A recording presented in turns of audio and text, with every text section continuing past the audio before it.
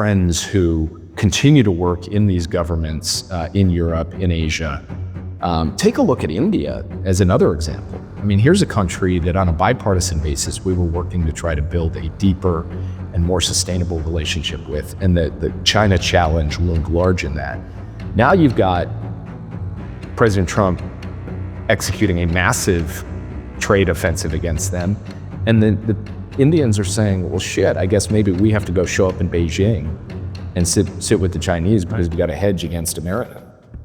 In an increasingly multipolar world shaped by the emerging Cold War 2.0 between the USA and China, the Ukraine war has played a significant role in deepening global divisions. At the center of this conflict lies one critical commodity: oil. In this episode, we focus on how Western powers' sanctions on Russian oil have exposed cracks in their armor, revealing blatant hypocrisy toward other nations, particularly India, the world's fourth largest economy. We will also discuss how the Trump administration's harsh rhetoric against India disrupted the delicate equilibrium both nations had painstakingly built over decades.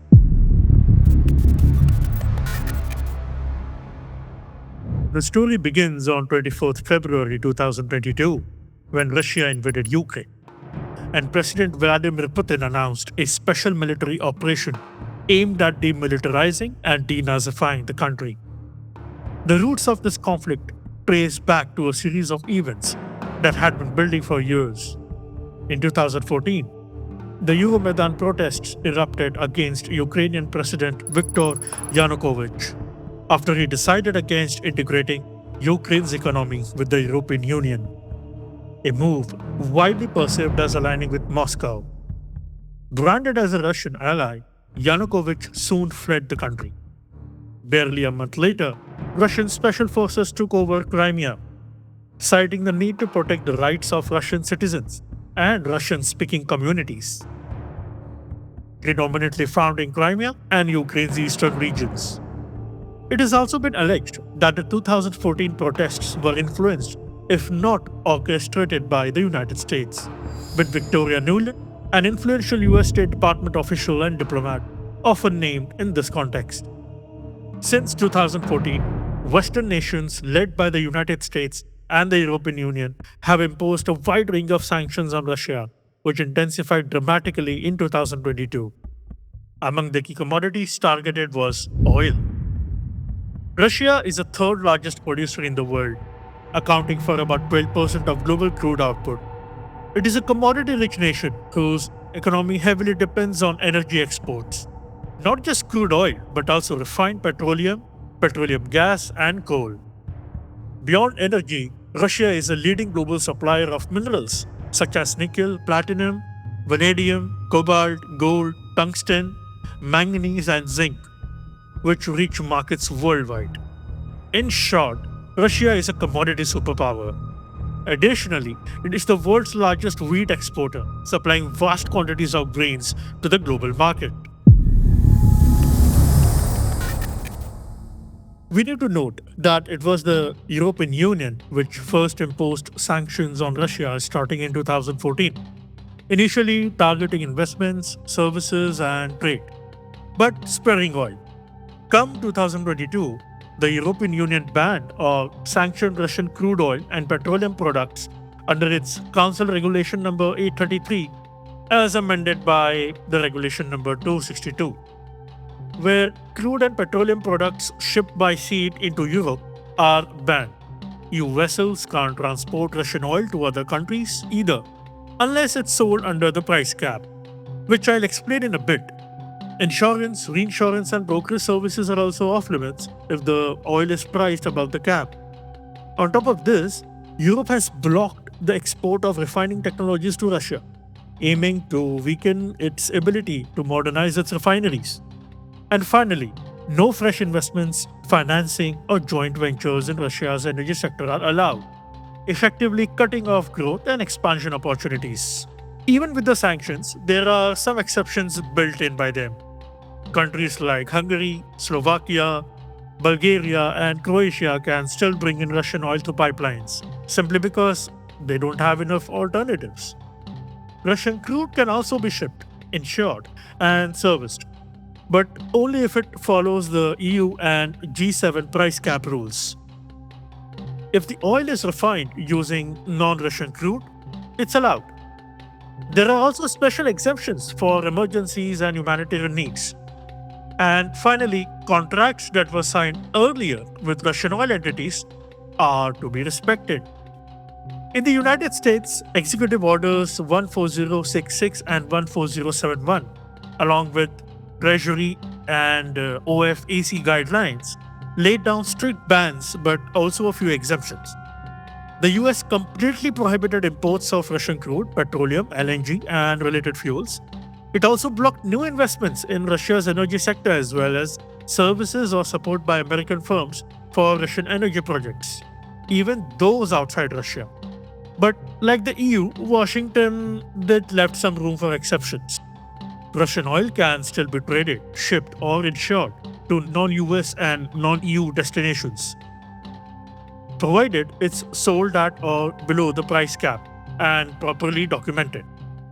Oil products that are substantially transformed in a third country are allowed, and humanitarian needs or existing contracts are also being given exemptions by the US, like the EU.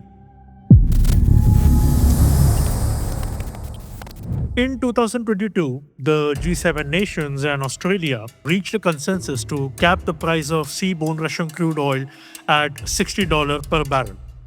This followed the EU's declaration of a price cap under Council Regulation 833, as said earlier.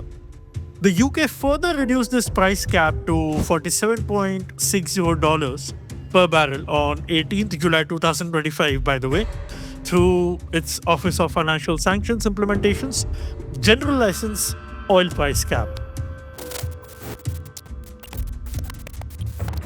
Russia exports to India include mineral fuels, mineral oils, and their distillation products, precious and semi-precious stones, precious metals, electrical machinery, fertilizers, and equipment. Official estimates show that Russian exports to India reached $66.1 billion in 2023, with crude oil accounting for $48.6 billion, and total trade reaching a record $68.7 billion, nearly 5.8 times pre-pandemic levels. By the way, India remains the second largest buyer of Russian crude oil at 38% and coal at 19%. It is important for you all to note that in early 2022, before the invasion of Ukraine, Russian oil constituted only 1 or 2% of India's oil imports. However, after sanctions and the imposition of price caps by the European Union and the US, Indian refiners began purchasing substantial volumes of discounted Russian crude. By the end of 2022, Russia became India's leading crude oil supplier, averaging 1.1 to 1.4 million barrels per day, according to India's Petroleum Planning and Analysis Cell of the Ministry of Petroleum and Natural Gas. Russia supplied 35 to 40% of India's total oil imports. As of January to June 2025, India has imported 1.75 million BPD of Russian oil, increasing to 2.08 million BPD in June, accounting for 44% of India's total crude intake and affecting OPEC's share of the Indian market. Yes, while the US did not officially endorse Russian oil purchases on a policy level, senior US officials publicly supported it. At the 2024 Conference on Diversity in International Affairs, US Ambassador Eric Garcetti said this: "They bought Russian oil because we wanted somebody to buy Russian oil at a price cap. That was not a violation or anything. It was actually the design of the policy because as a commodity, we didn't want the oil prices going up, and they fulfilled that." He called India's purchase a small victory in guiding India towards US goals.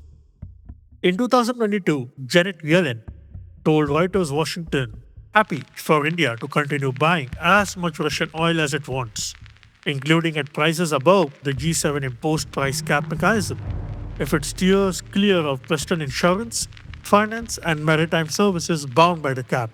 Now, this indicates that the US accepted India circumventing sanctions via permitted exceptions, noting that these flows helped drive global prices lower while capping Russia's revenue. In 2024, US Assistant Secretary of State for Energy Resources, Mr. Geoffrey R. Pyatt, said New Delhi had informed Washington of its Russian oil purchases, which served twin objectives: keeping global crude prices in check and providing affordable fuel for its citizens. Pratt noted India's key role in efforts to stabilize global energy markets in the face of Putin's destabilization and weaponization of oil and gas resources. From this, we see the US and its coalition partners intentionally allowed and welcomed India's role in buying Russian oil under the price cap, aiming to prevent sharp spikes in the global oil prices and maintain market stability, thereby controlling inflation domestically. India imports 85% of its energy needs, with crude oil as a major component. India has not violated price caps, and Russia was willing to offer discounts to new buyers as some EU countries reduced their Russian crude dependency. However, there is a catch, which we will discuss in the next and the final segment. It is the West, the G7, European Union, and allies that provided significant exceptions in their sanctions on Russian oil. Even with all the restrictions in place, there were some important carve-outs which they allowed the Russian oil. A few EU countries that are still heavily dependent on Russian energy can continue receiving oil through pipelines. If Russian refineries are using non-Russian crude, their products don't fall under the ban. An oil that gets substantially transformed in another country is treated as if it's not a Russian oil at all. On top of that, Russia can still move its oil to markets outside the EU and the US as long as it's sold at or below the agreed price cap and the paperwork checkouts. Despite claims of isolating Russia and ending Russian energy dependence, these exceptions have allowed large volumes of Russian oil to flow in international markets. This reality was confirmed and is confirmed by CREA, a Helsinki-based non-profit think tank which focuses on energy research. In its report, Laundromat: How the Price Cap Coalition Whitewashes Russian Oil in Third Countries.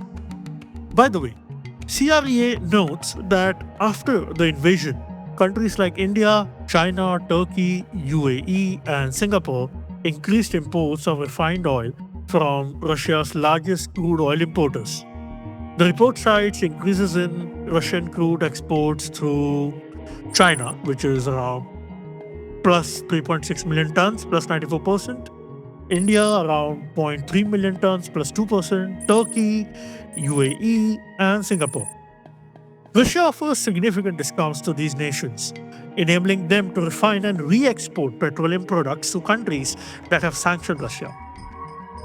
Indian refiners, including Reliance Industries and Nayara Energy, and the state refiners exported 3.8 million tons of oil products to price cap coalition nations, making India one of the largest exporters to the West.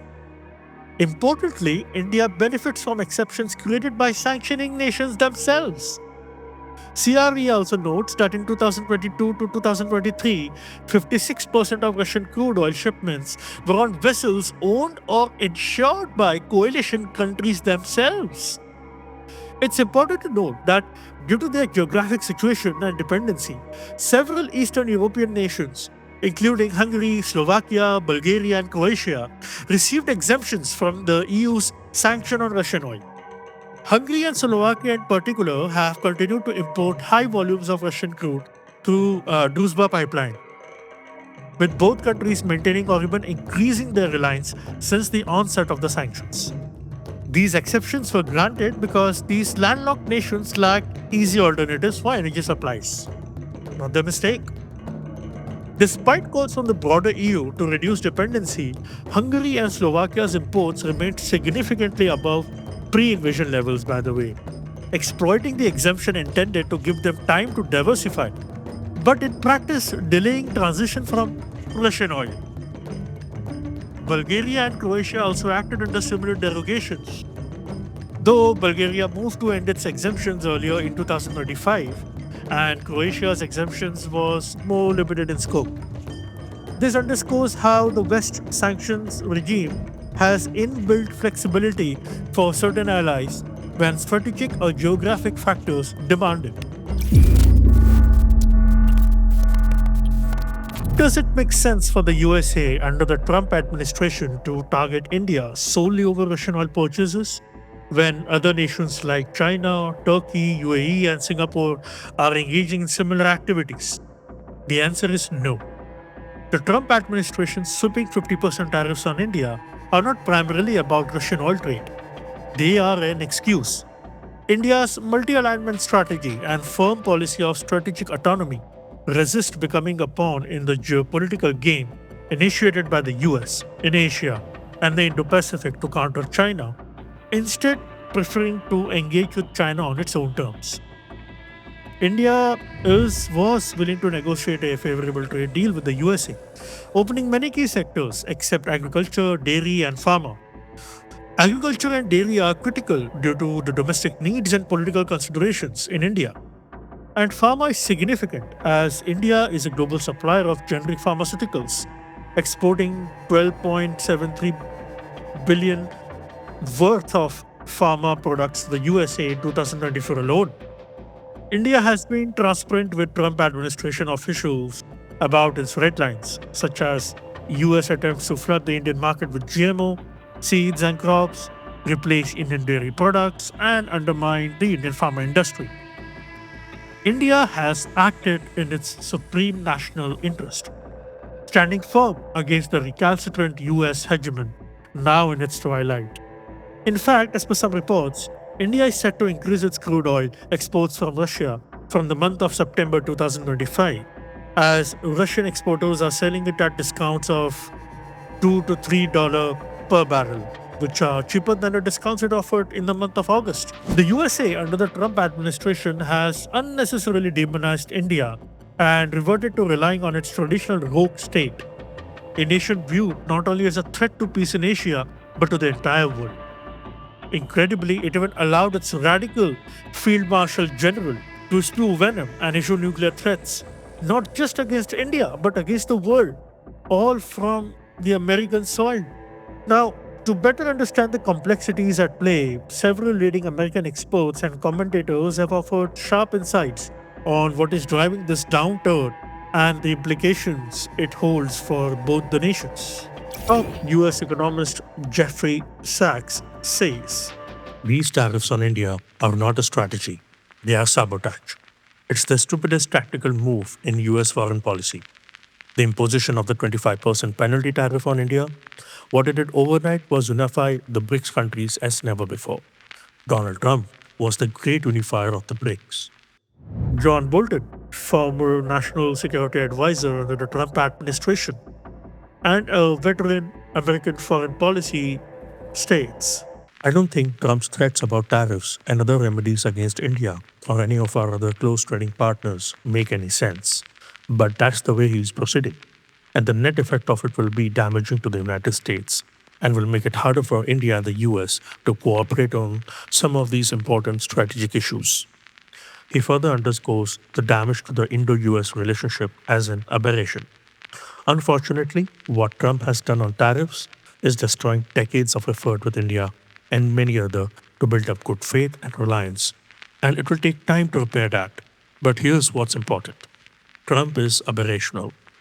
I don't know any other Republican or Democrat who ran for president who, if elected, would behave anything like this.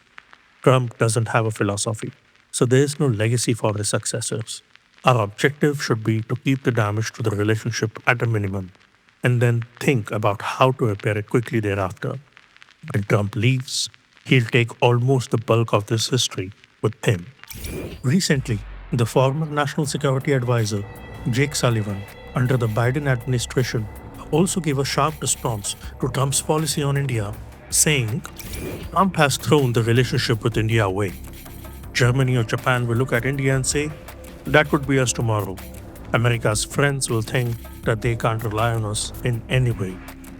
To make matters worse, President Trump personally labeled the Indian economy as a dead economy, and Trump administration is planning to impose secondary tariffs on India by attempting to coerce European nations and its allies regarding India's purchase of Russian oil, which, according to the administration's reasoning, will put pressure on Putin to end the war in Ukraine.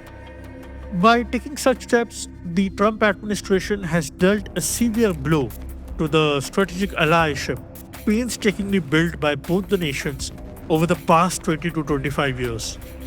The trust that once underpinned this partnership has now been totally broken. It will take truly extraordinary efforts, likely from the USA, or perhaps an extraordinary future event, to rebuild the deep ties and shared purpose between the world's largest democracies. Thanks for watching. Please like, comment on this episode, and subscribe to Vidura Uvaca podcast. Namaste.